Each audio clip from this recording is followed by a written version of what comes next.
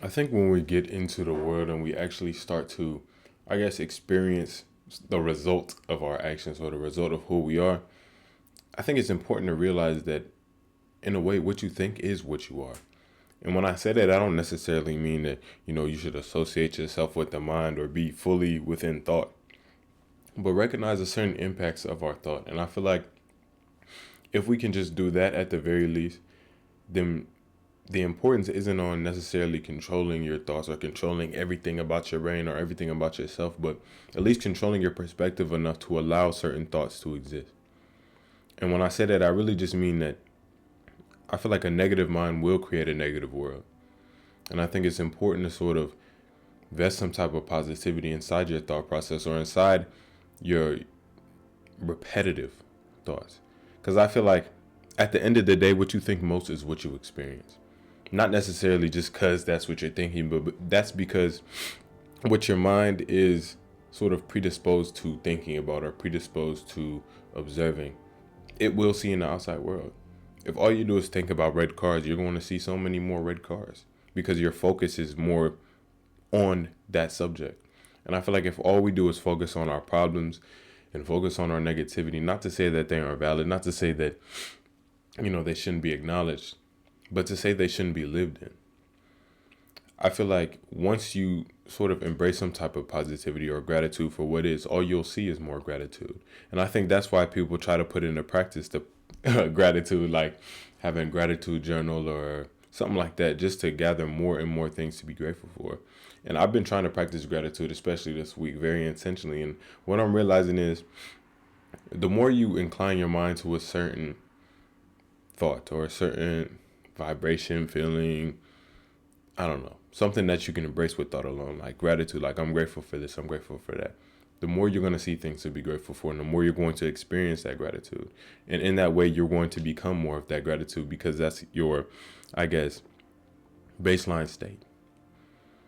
And I feel like if everybody were to act upon their baseline, act upon what they were behind closed doors, behind, you know, all of this expression, then we will realize how important our thoughts are in cultivating a better sense of self and a sense of self that we're more comfortable with. And I feel like the first step is sort of to take a step forward from your mind. First of all, to limit its control over you. Realize that your mind is a tool, not a console, and it shouldn't be used to live in the world. Because the more you live in thought, the less you actually live in the world. And why would you want to keep your dreams in your head when you want them in reality? I feel like anything that we can do has to be done in the present and has to be done in the world. And that's why I feel like it's important to not only think, but to think in a way that's going to benefit you in the actual world. And I find that the best way to do that, especially for myself as of recently, was to embrace some type of gratitude. Be grateful for what I have. Be grateful for the very fact that I'm alive. Be grateful for the fact that I can experience. Be grateful for pretty much everything that life comes with.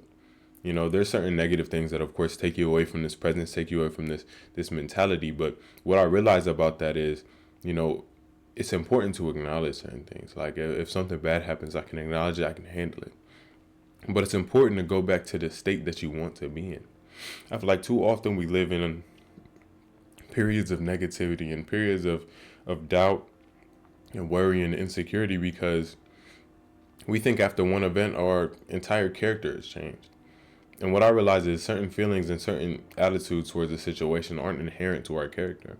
And that's why I feel like it's important to sort of gather some type of sense of self, at least in a sense of, you know, you aren't every situation you encounter. You aren't the situation. You're the person reacting to it. And I feel like the more we allow ourselves to be the situation, the more we allow our thought to align with the situation, the more we become involved and the more we become dependent on certain outcomes and certain expectations in order to find comfort within who we are. And I find that the comfort within who we are should really just be gathered by being who we are. That's why I feel like the best thing that you could do for yourself is really just to be you. You know, everyone else is taken. If value is in scarcity, then your goal should be to be yourself. Your value is in your individuality, your specialness. I'm not saying that to be narcissistic or only care about yourself or only care about this. But understand that your gratitude and what you feel is going to directly impact you. I said it as a means to say that it's important to sort of take care of yourself, not only in the physical, but in the mental too. recognize the certain implications of our thought and how they sort of contribute to our undoing in ways that we don't know. And I realized since I've stopped thinking about, how things can go wrong, how this is that and the other, things have been going right. I feel like once you let your doubt down and let your expectation, then everything is sort of a gift in a way, and everything starts to be in a line with that feeling of your gratitude or your most repetitive thought. I feel like your reality sort of is created and cultivated by what you think of most. If you're always thinking of, how you're unlucky or, how you're unfortunate, how I feel like these thoughts carry a certain vibration, carry a certain attitude towards the world that makes you more inclined to experience things and more inclined to at least perceive them on that level. Because I feel like everything exists all at once at the same time, in the sense that good and bad exists at the same time. And it's really sometimes a matter of perspective. Of course, there are certain negative things morally, situationally, societally. But when it comes to ourselves and our own perspective and doing stuff, I guess, to make life more enjoyable for who we are, then I think the importance is to understand the way at which your perspective influences your experience. Who we are is meant to experience, not be experienced. And I feel like we're being experienced by our own thought. We're using our thought or our mind as a vessel to sort of experience the world when we are actually in the world and we're not the thought. And that's why I feel like in saying what you think is what you are is to say that, if you allow your mind to sort of be the most dominant thing in your life, the most dominant thing as it pertains to your identity, then all you are is going to be a victim of your own mind and thought.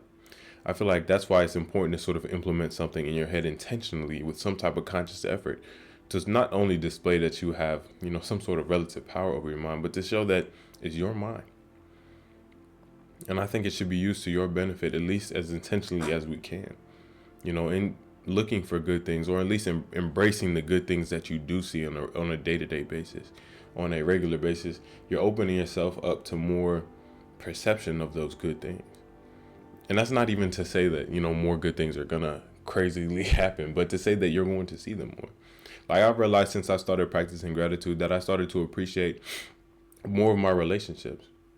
You stop allowing yourself to live in sort of a connotation that you have of certain people, or a connotation that you have of certain situations, and allow things to be as they are. And in that way, you allow yourself to be grateful for the way things are and grateful for the good in everything, and not necessarily just harking on the bad. I feel like you either live in your own personal heaven or hell, and it's important to sort of cater your perspective to the one that you want to live in. And that's not to say be negligent of the propensities, or not to be negligent of the certain actions or certain behaviors of certain people or circumstances that are negative, but to say embrace the positive when you can. I feel like life is too short to sort of live in a certain negativity, and it's important to acknowledge, because you can't heal what you don't acknowledge.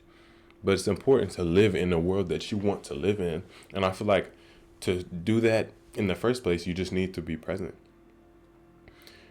And I feel like to be present, or to do that, because I feel like a lot of times people watch my videos and be like, well, how do I get to that first step of being present? I feel like I used meditation for mine, and I mean, that helped for a while, but I feel like it's really just about your conscious being here.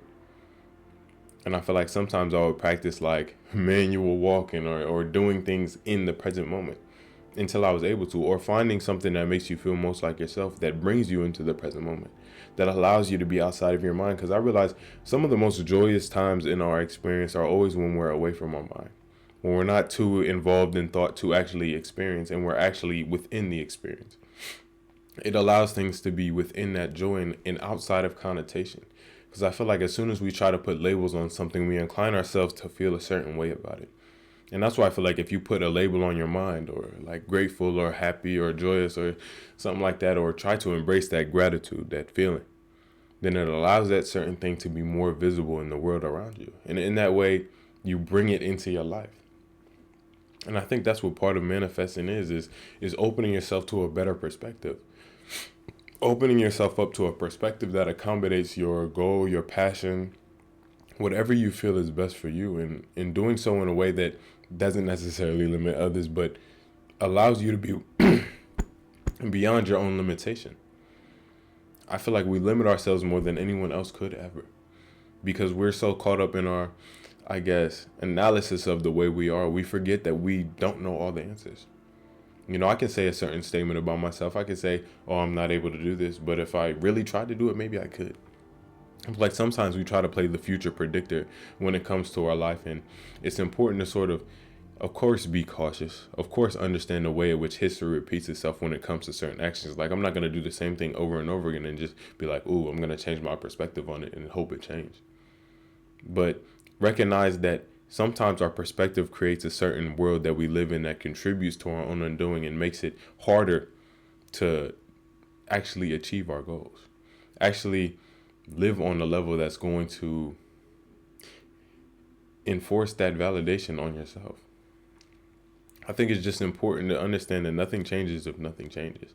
And sometimes, that change doesn't necessarily have to be a utterly physical thing, but it could be a change in your perspective, which allows it to trickle down into the rest of your life. And that's why I feel like what we think is what we are, not directly saying that, exactly what you think is what you are is not your identifying principle, but what you think, and if you allow your thoughts to be that defining principle, it allows it to control your life in ways that, we often don't see. And I think if we have any type of influence or any type of control over the way in which we think, we have to give ourselves that sort of liberty of existing in the present. Give ourselves that sort of liberty of existing in the now and being in the now. Because that's truly all that is. And that's truly the only opportunity that we have to live life. And we only live once. And a lot of us, I feel like, wait on life to happen. Because we think it has to be a thought thing. Like we think life has to be this specific way, and we wait for it to align with our thought without realizing that life is everything that is. Life is every experience, and I feel like sometimes we dampen our present moments in expectation of a future better situation. And that's not to say that you shouldn't be hopeful. Of course, you should live for the hope of it all. The possibility of positivity is always a good thing. But I find when you experience gratitude in the present moment and try to be appreciative of where you are, even if it's, I guess, not a utterly pleasant situation, embracing that type of gratitude and living within the present moment allows you to sort of make the necessary changes to exist in a personal comfort and garner a perspective that truly accommodates you in that comfort. All in all, I think it's important to just be you and truly give yourself a pat on the back sometimes for just existing and being the way you are, because it's rare and it's special in its own way. And I feel like if you don't acknowledge that yourself and sort of connotate yourself the way you need to be connotated in order to have value for yourself, then all you're going to do is depend on other things to sort of give you that value. And I find that in that way, we're associating ourselves with something that isn't us once again. And that's why I feel like our thoughts shouldn't necessarily be our identifying principle, because we can perceive so much. I feel like you analyze the world all the time, but if all you do is analyze and all you're going to experience is that analysis, all we're going to be is that thought about this rather than how we are, our reaction to that certain thing. And I feel like, it's sort of an act of self-love to help your mind out, or at least implement some type of positivity or try to be grateful for what is. Because if you don't appreciate what you have, then you're not going to appreciate what you get. Because everything, I think I said this in the past video too, but I feel like everything that we currently have, or at least me, everything I currently have at a time is stuff I wanted. And I feel like it's important to be grateful for what you have, because at one point you didn't have it and you would be grateful to have it. And I feel like we shouldn't allow ourselves to sort of be dampened by familiarity with everything we have, and especially ourselves. We have to learn to love our experience and love everything that it comes with. And that's not to say, you have to be happy when bad things happen. I don't think that at all. Of course, embrace your feelings, validate them in their own right. But understand that you have to find some good in what is. You have to find some good in what is, even if that good is just within yourself. Sometimes you can be grateful for your endurance in a situation, grateful for the way you handle a situation, grateful for the way you perceive a situation, grateful for your ability to perceive a situation, and live in that sort of gratitude that allows you to sort of be beyond the situation, allows you to be outside of the situation, and allows you to be yourself. I feel like in that way we give ourselves back power over not the world, not everything, but at least power over our own perspective. And in that way we have power over our own action, power over this, that, and the other, and it all trickles down. But at the end of the day, I feel like it always starts with your thought. Thoughts carry a certain vibration, a certain frequency, a certain intention. I feel like if we align our thoughts better with our actions, or align our thoughts better with what we actually want, we'll be more inclined to see those opportunities and see those things that we actually want to achieve. So if you made it this far in the video, thank you so much. I really do appreciate each and every one of you, and I hope you guys are taking care of yourself. The year's almost coming to an end, y'all. This has been a great year. I really would like to thank y'all for everything you have done for me. I hope you guys are doing what you can, what you have, really. I feel like that's one of the most important things to do, is just to understand that you don't have to wait till you have like everything built, to start actually using your facilities. I feel like sometimes you can just do what you can with what you have. Like I started doing these videos on my cell phone, and now I have like a better setup, but it's important to sort of start where you are, because that's the only place that you can start. And I feel like, people are like, oh, what if I waste my time on this? But I feel like stagnation is wasting your time too.